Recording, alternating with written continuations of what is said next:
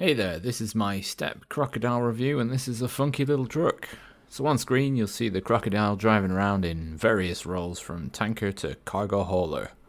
So first off, this truck costs £3.29 as it is outside of the season pass trucks that we get in the game. And this price will vary depending on region, so maybe $6-7 US. This truck reminds me a lot of the Addons truck I reviewed a few weeks back. It's a small truck with a lot of punch.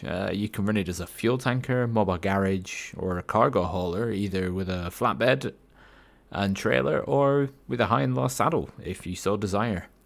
I have the truck set up here with the high range gearbox as it does output a lot of power and you don't want to be just wasting it on, overspinning your wheels in low plus gear.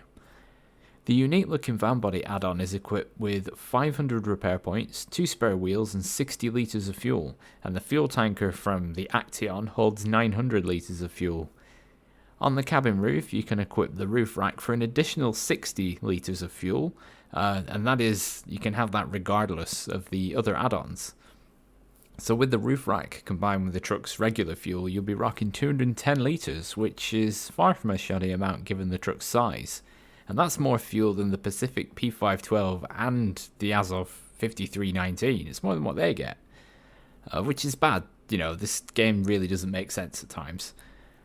A nice snorkel and some chunky balloon mud tires mean that it's a really good run around. It really isn't very heavy, so it'll get through wet and dry mud, shallow, by the way, at a good rate.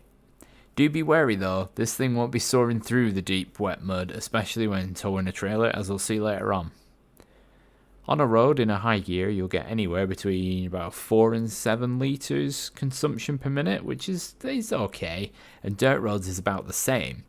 But obviously where you get mud, that's where the fuel consumption rate starts to vary a lot, and depending mostly on how much you're spinning your wheels.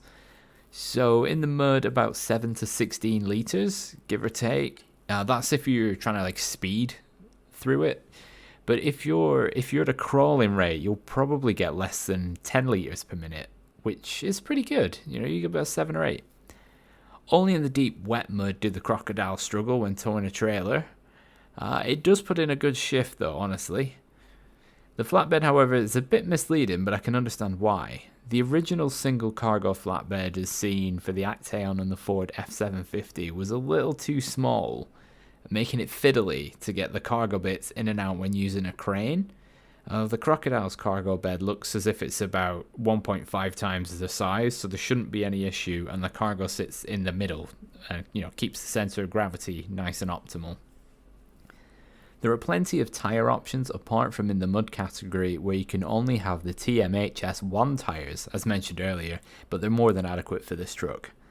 A couple of downsides, the wheelbase, it's a fairly long wheelbase, so don't leave your turn-ins too late.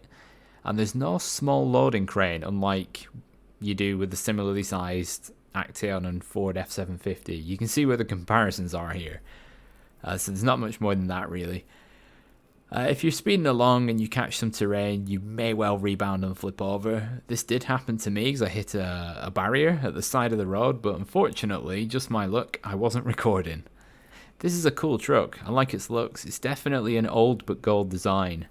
So I'm going to rate this truck 7 out of 10. It's a robust little truck that functions well as a scout repair or just a small cargo thing. And would I say it's worth the money? Yes, I would.